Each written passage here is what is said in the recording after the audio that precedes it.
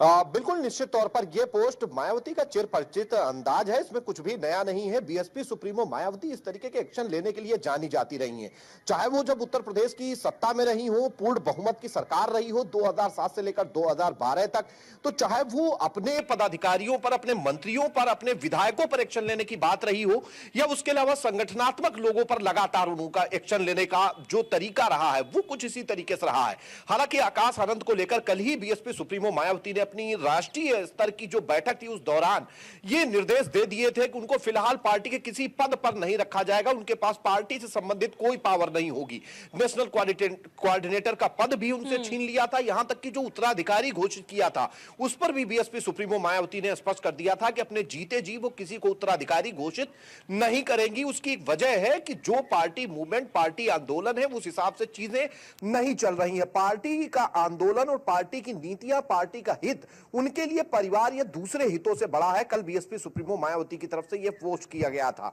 हालांकि इसके बाद ही आकाश आनंद की तरफ से आज एक काफी लंबा और बड़ा पोस्ट किया गया जिसमें उन्होंने खुद को बीएसपी सुप्रीमो मायावती का सिपाही बताया था और खुद को कहा था कि वो जो भी पार्टी मूवमेंट है, पार्टी कार्यक्रम है, उनको आगे बढ़ाते रहेंगे, काम करते रहेंगे।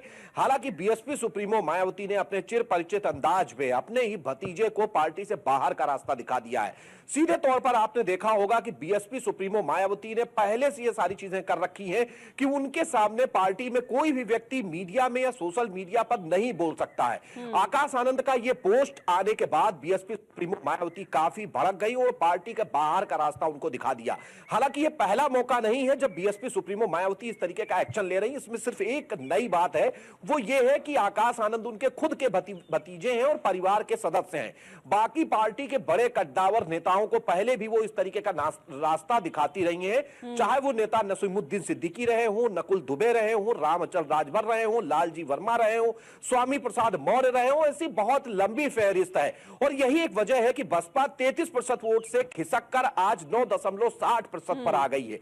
लेकिन बीएसपी सुप्रीमो मायावती के जो कहीं ना कहीं एक्शन है उसमें कोई कमी नहीं। और बीएसपी सुप्रीमो मायावती जिस तरीके का एक ऑरा अपने पास मेंटेन करके अभी तक रखे हुए हैं वो ऑरा लगातार बना हुआ है, क्योंकि जिस तरीके से बसपा इतने खराब स्थिति में जाने के बावजूद इस तरीके के एक्शन ले रही है तो मतलब साफ है कि बीएसपी सुप्रीमो मायावती अपने जो सिस्टम है या अपने जो नियम है उनको किसी भी स्थिति में बदलना नहीं चाहती। ये संदेश उन्होंने आज के सेक्शन से दे दिया है। देखिए ऐसे में मायावती की तरफ से ये जो प्रतिक्रिया सामने वाकई में इस दौरान सीधे तौर पर कह दिया है कि देखिए किसी भी नियमों को बदला नहीं जाएगा।